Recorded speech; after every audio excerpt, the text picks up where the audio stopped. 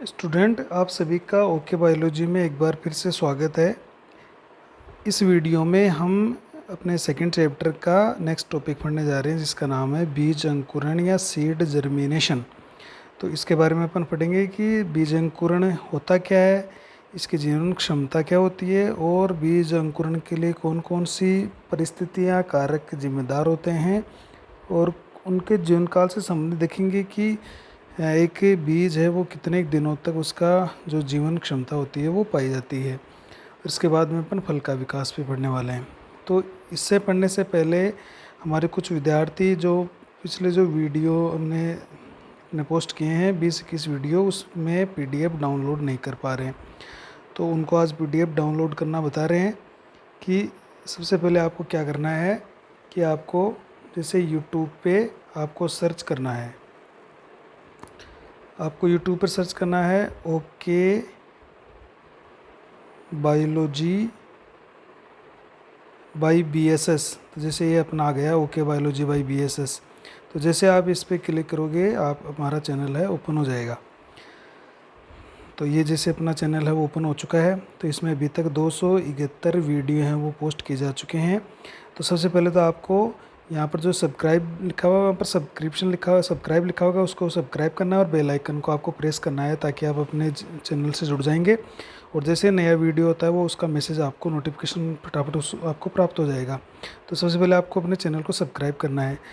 तो आप वीडियो देखने के लिए क्या करने वाले हैं कि सबसे पहले आपको अपने चैनल के नाम पर क्लिक करना है। तो जैसे आप चैनल के नाम पर क्लिक करते हो अपना चैनल है वो पूरी तरह से ओपन हो जाता है और आपको उसके ऊपर कुछ आपको आइकन दिखेंगे, जैसे होम, वीडियोज़, प्लेलिस्ट, चैनल। तो होम, जैसे ये अपना होम पेज दिखा रहा है। अगर आप जैसे वीडियो के अंदर जाओगे तो अपने जो 271 वीडियोज़ हैं वो इस वीडियो के अंदर सारे के सारे वीडियो हैं वो पड़े हुए हैं। तो उसमें अपनी कक्षा 11 का भी वीडियो है और कक्षा 12 के भी वीडियो इसके अंदर 271 वीडियो पूरे इसके अंदर रखे हुए हैं। इसके आगे एक होता है प्लेलिस्ट। प्लेलिस्ट में क्या होता है, उस चैप्टर का नाम होता है और उस नाम में सारी वीडियो एक जगह रखे हुए हैं। जैसे आपके लिए कक्षा 12 का जो एनसीईआरटी बायोलॉजी का जो चैप्टर है उसका जो वीडियो है वो कक्षा 12 एनसीईआरटी बायोलॉजी नाम से जो प्लेलिस्ट के अंदर है, इसमें देखिए 21 लिखा हुआ है, इसका मतलब इसमें 21 वीडियो पड़े हुए हैं। इसके अलावा जैसे ये तमाम प्रकार की बहुत सारी प्लेलिस्ट बना रखी है हमने। जैसे इसके अंदर कक्षा 11 का कोशिका का 9 वीडियो हैं, स्किन के साथ है, कोशिका भित्ति के 6 वीडियो हैं, कोशिका झिल्ली के, कोशिका द्रव्य के, जीव द्रव्य, पाचन तंत्र के 26 वीडियो बना रखे हमने, श्वसन तंत्र के 19 वीडियो, सर्कुलेटरी सिस्टम परिसंचरण तंत्र के 35 वीडियो हैं इसमें, माइटोकॉन्ड्रिया, गोल्जी बॉडी। इसके अलावा लवक है, एंडोप्लाज्मिक रेटिकुलम, अंतःप्रदेवी जालिका, राइबोसोम।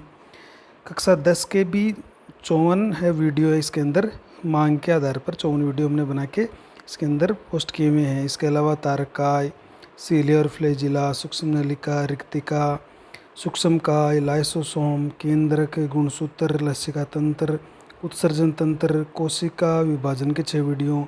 और अभी लेटेस्ट जो आपके वीडियो चल रहे हैं कक्षा 12 के 17, 21, 22 के लिए एनसीईआरटी चैप्टर, उसके 21 वीडियो एक जगह पड़े हुए हैं। अब जैसे आप इस पर क्लिक करते हो, इसको ओपन करते हो, तो आपको सारे के सारे वीडियो हैं वो एक जगह दिखाई देते हैं। जैसे ये 21 वीडियो एक जगह पड़े हुए हैं और इसमें बिल्कुल एक क्रम से ही वीडियो है। जैसे ये पार्ट 12, 13, 14, इसी तरह से ऊपर से आप देखोगे तो पार्ट 1, 2, 3, 4, 5, 6, ये पहले चैप्टर के सारी वीडियो और ये सेकंड चैप्टर के सारी वीडियो। तो कल हमने जो वीडियो पोस्ट किया था वो सबसे नीचे नीचे पार्ट 14 वाला वीडियो इसके अंदर आ रहा है। अब जैसे मान लीजिए आपको जो भी वीडियो देखना, आप इस वीडियो को प्ले करके देख सकते हैं प्लेलिस्ट में जाकर। अब जैसे अपन को लास्ट वीडियो था वो अपन देखते हैं। ये अपना लास्ट वीडियो था जो पार्ट 14 था, जो हमने इसके अंदर पोस्ट किया था। अब इसमें पीडीएफ डाउनलोड कैसे करेंगे आप।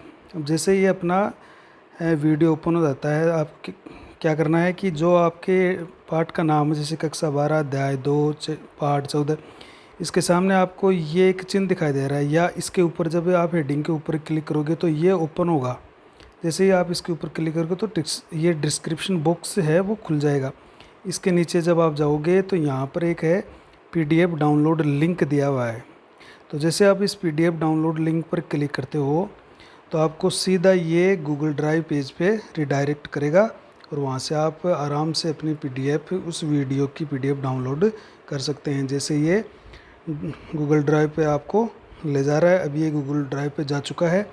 तो इस तरह से हमने जो हमारे पीडीएफ सेव है वहाँ पर ये अभी पहुँच जाएगा। तो ये जो आपको चिन्ह दिख रहा है डाउनलोड का, इस डाउनलोड के ऑप्शन पर आप क्लिक करके उसको पीडीएफ को डाउनलोड कर सकते हैं और फिर आप उसको ऑफलाइन भी देख सकते हैं। जैसे आप जैसे इस पर क्लिक करोगे यहाँ से ये डाउनलोड होना शुरू हो जाएगा। तो जैसे ये अभी गूगल ड्राइव पे जा रहा है, थोड़ा नेट का इशू है, नेट है वो धीरे चल रहा है। जैसे ये अभी ड्राइव के पर पहुंचता है वहाँ से पीडीएफ डाउनलोड होना प्रारंभ हो जाएगी।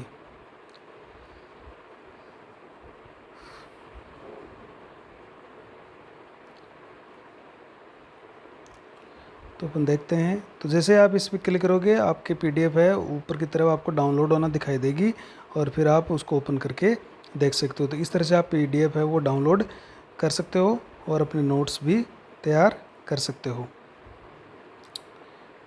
अभी नेट धीरे चलने के कारण ये डाउनलोडिंग नहीं बता रहा है। अभी देखते हैं, अब ये स्लो चल रहा है इसलिए डाउनलोड नहीं है। तो चलिए आपका बिल्कुल डाउनलोड हो जाएगा और आप उसको ऑफलाइन देख सकते हो। तो इस तरह से आप कोई भी जो वीडियो देखना आपको प्लेलिस्ट में जाके आप इस तरह से, एक बार फिर से बता देते हैं आपको, इस तरह से आपको जो भी वीडियो देखने हैं आपको क्या करना है कि डिस्क्रिप्शन, आपको जो कक्षा 12 अध्याय दो जो हेडिंग नाम लिखा हुआ है उस वीडियो का, उस पर आप क्लिक करोगे तो डिस्क्रिप्शन बॉक्स खुलेगा। डिस्क्रिप्शन बॉक्स के नीचे आप जाओगे तो पीडीएफ डाउनलोड लिंक में जाकर आप पीडीएफ डाउनलोड कर सकते हो। तो इस तरह से आप सभी वीडियो को इस तरह से आप पढ़ लोगे और उनके पीडीएफ भी डाउनलोड कर लोगे।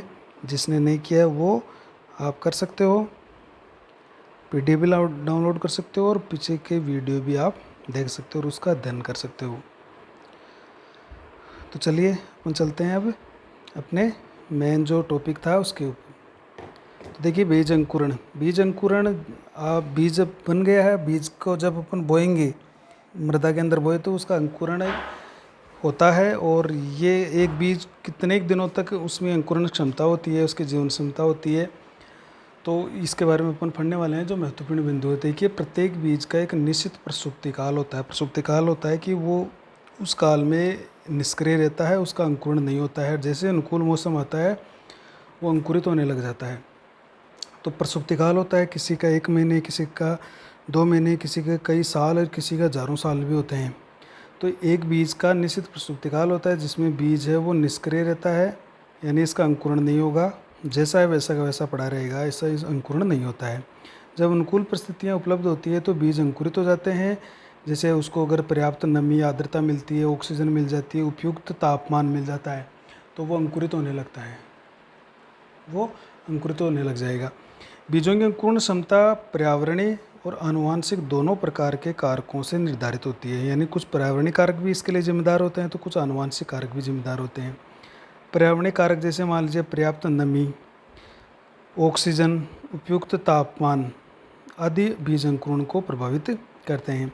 तो बीज अंकुरण के लिए सबसे महत्वपूर्ण होता है एक तो नमी और ऑक्सीजन, और कुछ मात्रा में उसका उपयुक्त तापमान भी होना चाहिए। तो उपयुक्त तापमान होता है और जब अपन बीज को पर्याप्त नमी के अंदर बोते हैं और उसको ऑक्सीजन मिल रही होती है तो बीज का अंकुरण है वो शुरू हो जाता है। आनुवांशिक कारक भी बीज अंकुरण को निर्धारित करते हैं। जैसे कुछ पादपों के बीज अपनी जीवन क्षमता कुछ महीनों में ही खो देते हैं। ठीक है, तो कुछ पादपों में क्या होता है, बीज अपनी जीवन क्षमता कुछ महीनों में खो देते हैं, यानी कुछ महीनों के बाद में उनमें बीज के अंकुरण की क्षमता खत्म हो जाती है। जैसे कई प्रकार के सब्जियों के बीज आते हैं, कई और भी जो आपके साग के पौधे आते हैं उनके बीज इस तरह से आते हैं कि वो कुछ ही महीनों में उनका जीवन क्षमता होती है और उसके पश्चात वो उनकी जीवन क्षमता या अंकुरण क्षमता नष्ट हो जाती है। अधिकांश पादपों के बीजों कई वर्षों तक जीवन क्षमता रखते हैं, लेकिन जो अधिकांश पौधे होते हैं उनके बीज कई सालों तक जीवन क्षमता रखते हैं, अर्थात कई सालों बाद में भी अंकुरित हो सकते हैं। कुछ बीज तो सैकड़ों वर्षों तक भी जीवित रह सकते हैं। देखो, सैकड़ों वर्षों बाद में भी जाकर अंकुरण कर सकते हैं, चाहे वो वैसे के वैसे पड़े रहें। जैसे एक बहुत ही महत्वपूर्ण उदाहरण पढ़ते हैं। देखो, इम्पोर्टेंट उदाहरण है ये। एक प्राचीन बीज ल्यूपिनस आर्कटिकस, लुपाइन आर्कटिकस मतलब आर्कटिक जो प्रदेश है वहाँ पर मिला है, पादप है जिसे आर्कटिक टुंड्रा से खोजा गया है। तो एक प्राचीन बीज है जिस पादप का नाम है लुपिनस आर्कटिकस। ये पादप है, उसका बीज आर्कटिक प्रदेश जो बर्फ़ से ढका हुआ उसके अंदर, उसके जो उच्च भूमि होती है, जो ऊंचाई वाली भूमि होती है, जहाँ पर वृक्ष बहुत ही कम है या वृक्ष बिल्कुल नहीं है, तो वहाँ पर इसके बीज मिले हैं। एक अनुमान के अनुसार यह बीज 10,000 वर्ष की प्रसुप्ति के बाद, देखिए बहुत आश्चर्य करने वाली बात है, 10,000 वर्ष की प्रसुप्ति के बाद यह अंकुरित हुआ और इसमें पुष्पन हुआ। इस पादप को आर्कटिक लुपाइन भी कहते हैं। इस पादप को क्या कहते हैं? आर्कटिक लुपाइन भी कहते हैं। और ये 10,000 वर्ष की प्रसुप्ति के बाद भी अंकुरित हुआ। इसमें फिर वो पुष्प पादप बना, उसमें पुष्प लगे और ऐसा आर्कटिक प्रदेश में देखने को मिला है। तो ऐसे पादप को हम क्या कहते हैं? आर्कटिक लुपाइन भी कहते हैं। तो उस प्राचीन बीज का नाम याद रखिएगा जो टुंड्रा में मिला है, आर्कटिक टुंड्रा में मिला है, लुपिनस आर्कटिकस। इसी तरह का एक बीज और पाया गया है।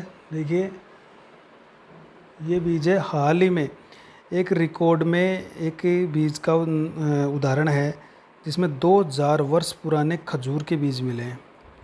हाल ही में एक रिकॉर्ड बनाया गया है, मतलब एक दस्तावेज है जिसके अनुसार 2000 वर्ष पुराने खजूर, जिसको अपन फोइनिक्स डेक्टिलीफेरा भी कहते हैं खजूर को, इसका ये बॉटनिकल नाम है, वनस्पति का नाम फोइनिक्स डेक्टिलीफेरा खजूर। खजूर के जीवनक्षम बीज मिले हैं 2000 साल पुराने, जिन्हें मृत सागर के पास जो डेड सी है उसके पास एक किंग हेरोड का महल बना हुआ है। किंग हेरोड का महल बना हुआ है मृत सागर जो है उसके पास। तो उसकी जब खुदाई की जा रही थी तो उस खुदाई में खजूर के बीज मिले थे और इनकी आयु लगभग 2000 वर्ष आंकी गई है। अब आपके दिमाग में प्रश्न उठ रहा हुआ है कि ये आयु कैसे मापी जाती है? तो इसके लिए कुछ केमिकल टेस्ट होते हैं, तो उन केमिकल टेस्ट के द्वारा ही इनकी आयु का पता लगाया जाता है। तो खजूर के बीज मिले हैं मृत सागर के पास बने हुए किंग हेरोड के महल में, ये ध्यान रखिएगा। किंग हेरोड का जो पैलेस था उसकी खुदाई हो रही थी, उस खुदाई के दौरान खजूर के बीज मिल गए। तो ये दो उदाहरण बहुत इंपॉर्टेंट है, इसको आप ध्यान में रखना है। तो ये तो हो गया अपने बीज। अब इससे पहले एक चीज़ और बता दें, बीज का अंकुरण कैसे होता है, तो वो और पढ़ लेते हैं अपन। देखिए, बीज का अंकुरण, बीज का अंकुरण आखिर कैसे होता है, तो ये भी अपन पढ़ लेते हैं। तो देखिए, बीज का जब आप भूमि में बीज को बोते हो तो सर्वप्रथम में मूलांकुर निकलता है। मतलब सबसे पहले कौन निकलेगा? मूलांकुर। और इस मूलांकुर से क्या निकलेगी? सबसे पहले जो मूल निकलेगी उस मूल को अपन कहेंगे प्राथमिक मूल, प्राथमिक मूल। फिर क्या होगा? फिर इसके बाद जो बीजपत्र के बीच, बीजपत्रों के बीच जो परो है यानी जो परांकुर है, उस परांकुर से परो है निकलता है। तो एक तो बात ये याद रखनी है कि सबसे पहले मूलांकुर निकलता है, उसके बाद में परांकुर से परो निकलता है। अब ये दो तरीके से होता है। देखिए, जैसे मान लीजिए ये एक द्विबीजपत्री का उदाहरण ले लेते हैं अपन। ये जैसे एक बीज है,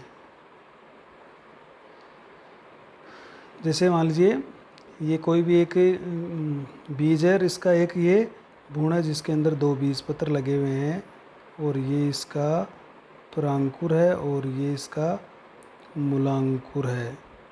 तो ये तो इसका परांकुर, परांकुर के नीचे के पार्ट को हमने कहा था बीजपत्रोपरिक, बीजपत्रोपरिक या एपिकोटाइल कहते हैं, इसको क्या बोलते हैं? एपिकोटाइल। और ये होता है मूलांकुर जिससे मूल निकलेगी, और मूलांकुर के ठीक ऊपर होता है हाइपोकोटाइल जिसको बीजपत्राधार कहते हैं। बीजपत्राधार, बीजपत्राधार को अंग्रेजी में क्या बोलेंगे? हाइपोकोटाइल। तो ये तो देखिए बीजपत्राधार है, ये है बीजपत्रोपरिक। बीजपत्रोपरिक कहाँ पर एंड होता है? परांकुर पे जाके। और बीजपत्राधार कहाँ पर एंड होता है? मूलांकुर पर जाकर। अब जब इनका अंकुरण होता है तो देखिए जैसे ये भूमि है,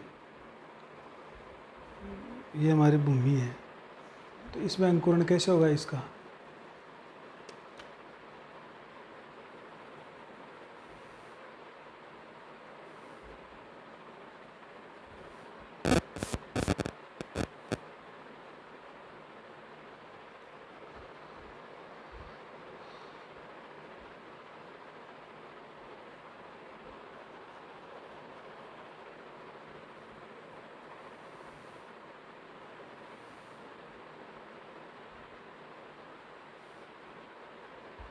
इसमें अंकुरण कैसे होगा कि ये इस तरह से अंकुरित होगा इसमें,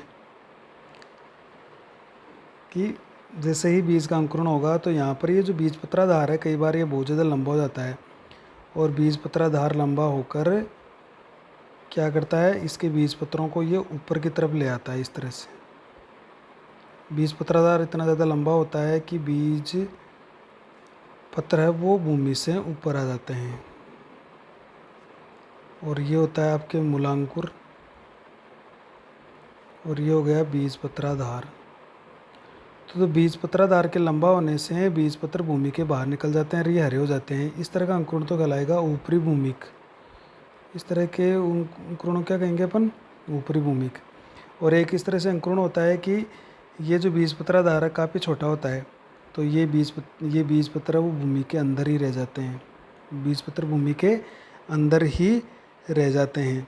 जैसे ये कुछ द्विबीजपत्री के अंदर होता है, तो ये बीजपत्र अंदर रह जाते हैं और ये यहाँ पर इसका मूलांकुर है। अब इसमें जो परांकुर होगा वो लंबा होके फिर यहाँ पर है वो पत्ती का निर्माण करेगा, पर्व का निर्माण करेगा। तो ये होगा इसका परांकुर और ये इसका पर्व बना लेगा। ये इसका बीजपत्राधार है जो कि छोटा होता है और बीजपत्र भूमि के अंदर रह जाते हैं। तो इस तरह का अंकुरण कहलाएगा अधोभूमिक।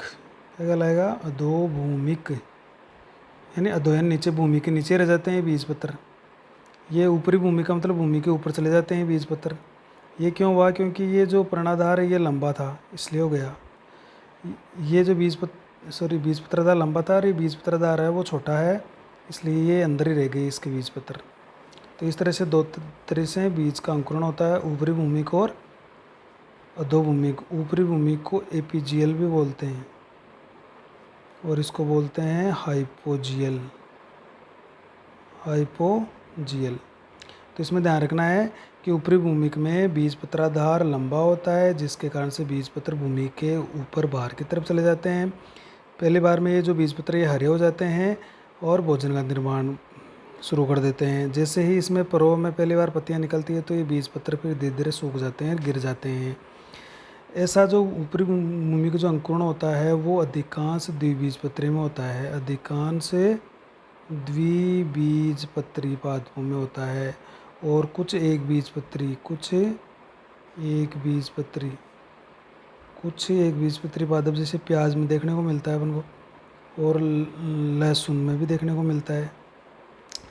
ये जो अधोभूमिक है होता है ये अधिकांश एक बीजपत्री में देखने को मिलता है, अधिकांश एक बीजपत्री पादपों में, और कुछ द्विबीजपत्री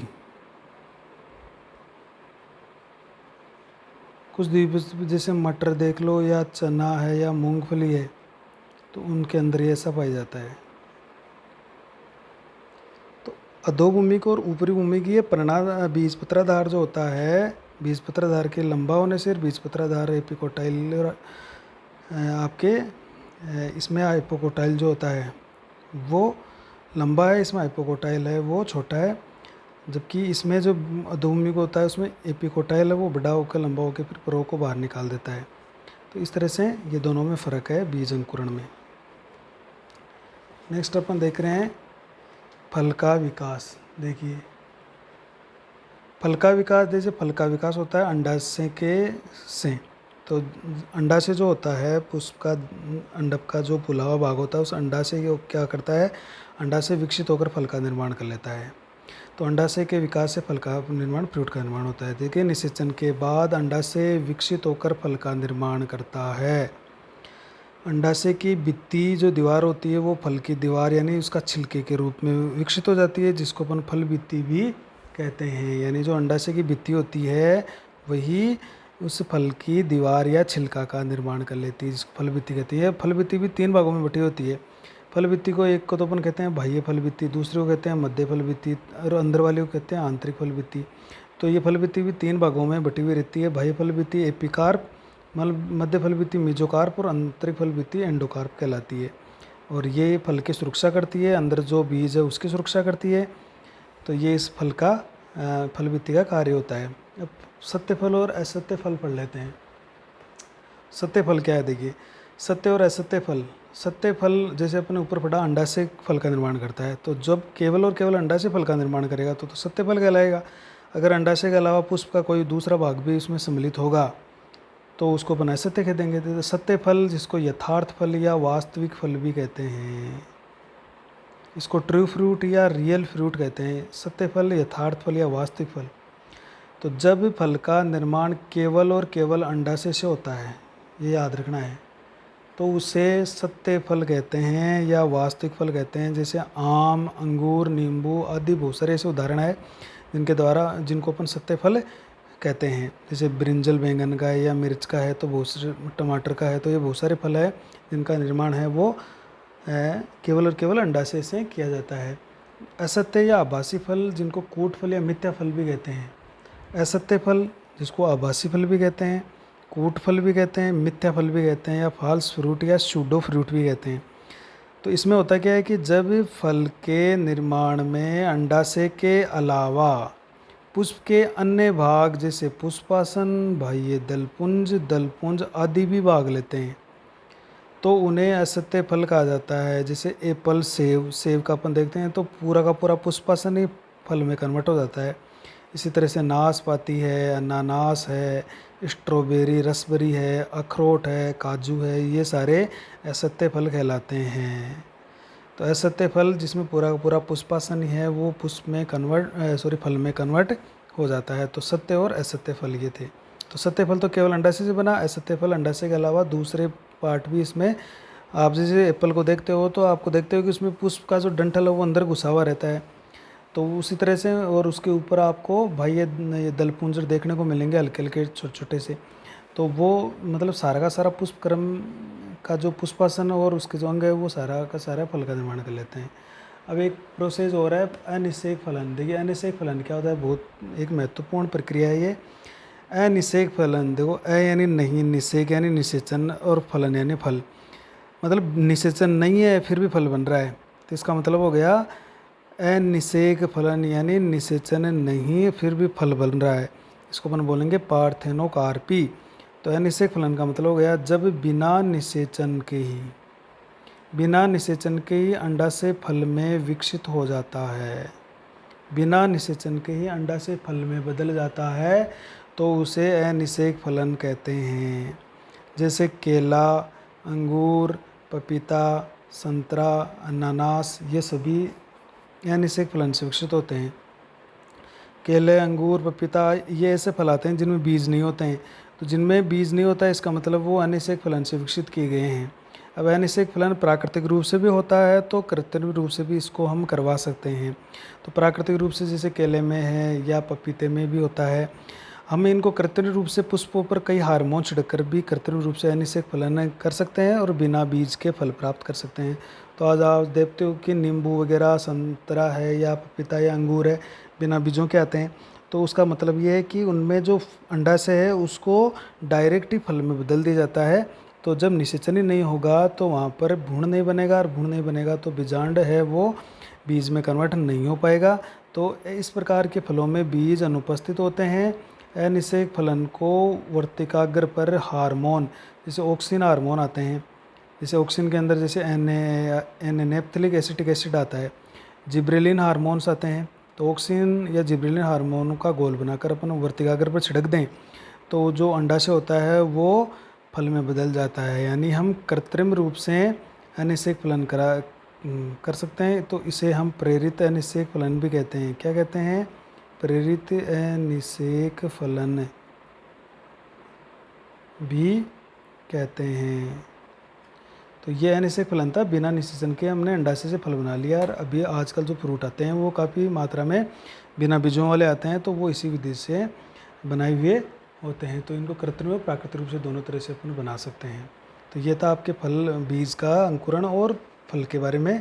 नेक्स्ट वीडियो में हम इस चैप्टर का लास्ट वीडियो देखेंगे, जिसमें अपन असंगजनन और बहुगुणता को पढ़ने वाले हैं, और इसी के साथ हमारा जो सेकंड चैप्टर है वो पूरा हो जाएगा। तो अभी जो भी विद्यार्थी साथी अपने चैनल को देख रहे हैं, चैनल को सब्सक्राइब जरूर करें और बेल आइकन को प्रेस करें, ताकि लेटेस्ट वीडियो का नोटिफिकेशन आपको मिल जाए। Thank you.